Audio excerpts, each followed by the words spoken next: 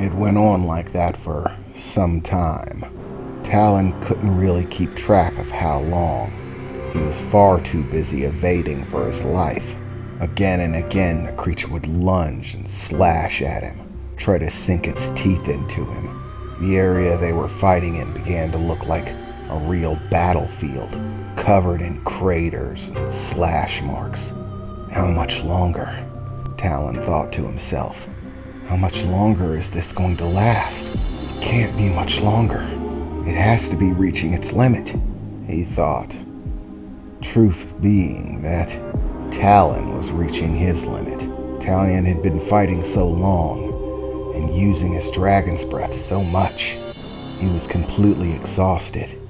He had never been so tired in his life, but he couldn't stop moving.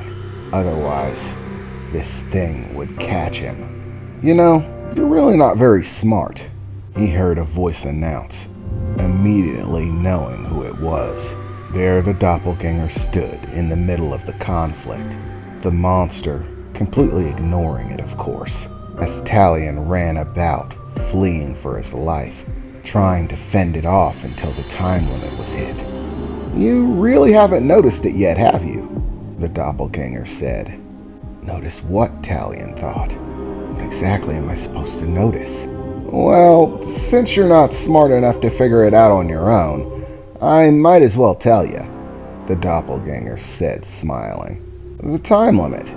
All of the creatures that came up before this one, they all disappeared by now. In fact, you crossed that bridge about 5 or 10 minutes ago. This thing should have been long gone if it obeyed the same rules as the other ones. But it's still here. What do you think that means, huh?" the doppelganger said cheerfully, as Talion dodged another grasp at him, claw tearing away at the ground where he stood. Does that mean that this one has a longer time limit? Talion thought to himself. Why would he make this one have a longer time limit? You know, you're probably wondering why this one's lasted longer, thinking that maybe it's just got a higher time limit? Well, I gotta say, that is possible. It could be disappearing any time now. But if you use your head, there's also one other possibility. And there's the possibility that this one doesn't have a time limit. That it doesn't matter how long you play this game of dodge and distract. That, just like me, this big guy's here to stay. What? Talion thought. That can't be. Why? Of all the creatures that he called out, why would this be the one without a time limit? You're just trying to mess with me, aren't you? Talion shouted, still frantically dodging one attack after the other. Why would he do that? He knows this can't last forever. That I can't last forever. You know, here's a thought, the doppelganger replied. Did you ever think that maybe he's not trying to train you? I mean, really, you barely know the guy. Do you really trust him? What if all of this stuff that you're putting up with, isn't actually training at all? What if he just wants to mess with you? If the goal of all of this was just to, well, cause you suffering, pain. That is, before the eventual end. The end in which he kills you. Did that thought ever even cross that tiny little mind of yours? That in truth, this guy wants you dead? That all of the stuff before was just to tire you out? And now that you're nice and worn down, this big one's here to kill you? No, Talion thought. That can't be it. Why? It doesn't make any sense. Why would he be trying to kill me? I mean, he accepted training me. He said that he was friends with my parents, my original ones. If that was true, why would he be trying to kill me? There are probably lots of things running through that little head of yours, right? Trying to think it over. Figure out why he'd be trying to kill you. Did you ever get the idea that maybe he's just a convincing liar? What if he doesn't know your parents? What if everything he said was a lie? All about your loving mother and devoted father. I mean, it kind of seems like a fairy tale, doesn't it? That you'd have so many people love you and still be in such a terrible position. Maybe he was just telling you what you wanted to hear. And if you really think about it, I mean, what better way to get a clear shot at killing you without your mother or grandmother being in the way?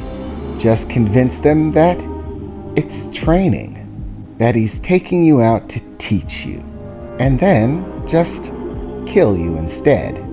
I mean, this isn't exactly a normal teaching practice, or haven't you noticed? Most people, when they teach someone, the student tends to be learning something. They teach them a form, a fighting style, special techniques and stuff. But he's not teaching you anything. He's just sicking one horrifying monster at you after another, all while messing with that dainty little head of yours. I mean, it seems a bit cruel, doesn't it? Not the kind of thing that you'd expect from a teacher. But if he was actually trying to kill you, it would make a lot more sense, wouldn't it? Was he right? Talion thought. Was the teacher lying? Is he not a teacher at all? Why would he be trying to kill me? Why would he make up that story? Talion thought frantically as he tried to continue evading the attacks. It seemed like the monster was getting faster, but the truth was that Talion was getting slower. He was tiring out and couldn't keep up the pace. Another claw reached out for him, trying to grasp him. Again, Talion managed to evade it, but only just. As he rolled away, pulling himself back to his feet, getting ready for the next one, the monster did something new. One of its wings unfurled. With a rapid movement, a gigantic flap, a huge gust of wind kicked up. It was overwhelming, so strong that it actually picked Talion up off the ground, and for a moment he was airborne. But while he was airborne, he couldn't control his movement, and that's when Talion saw it. One of those massive claws heading in his direction. But unlike before, he wasn't on the ground. He couldn't change his direction or his movement. He was stuck there, just waiting for it. And just like that, it struck into him, sending Talon flying. He flew for about 40 feet before slamming into the ground, the earth around him giving way underneath the impact. As once again, Talion felt all of the air leave him, and that painful sensation, like having a house dropped on you. This time, Talion tried to roll over, to pick himself back up as the dust began to clear, only to find that his body wouldn't move, at least not enough for him to actually get up. He coughed sporadically, small bits of blood spewing out. This time it felt even harder to catch his breath. And once again, everything hurt. This time even worse than the first time that monster threw him. Talion kept trying to get up, but his body wouldn't listen to him, wouldn't move. He was barely managing to try to drag himself up at all. It was slow going at best. All the while he began to hear massive footsteps. He looked over his shoulder as he was rolling over and trying to get back to his feet to see that creature coming closer. It had slowed its pace to a methodical walk, its feet like boulders crushing into the ground as it approached. At this point, I think it's figured out that the fight's over, Talon thought to himself, seeing it calmly approach, step by step. Death walked a little bit closer to him. Is this it? Talion thought. Is this where my story ends? Killed by a monster, just a short walk away from my own house. You know, you really brought this on yourself, he heard a voice announce, looking over to the side of the small crater that he had made from being struck into the ground to see his doppelganger looking down at him, squatted down, staring into the hole.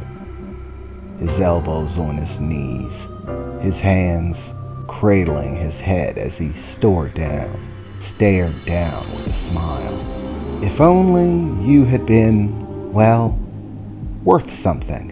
Strong. Maybe you would have actually made it through this. But you're not, are you? You're just weak. And now you're too weak to even move. So it's game over. That monster's gonna gobble you up, chew you down like a stick of jerky. And you can't do anything about it. It's pathetic, isn't it? How hard you tried to achieve nothing but your own death. And now it's lights out. Curtain call. The show's over. As the doppelganger spoke the words, smiling down at him, Talion looked over his shoulder to see that monstrosity reaching that massive hand down in his direction, ever so slowly, ready to take him in his grasp, to crush him, or to swallow him down. Is this it? This is just how I end. It can't be, Talon thought, tears beginning to run down his eyes. I don't want to die. I don't want to die, he thought over and over again. I don't want to die. I don't want to die. I don't want to die. And just then, something happened. Something that absolutely no one was expecting. Not Talion, not his teacher, not anyone at all. Something came over Talion.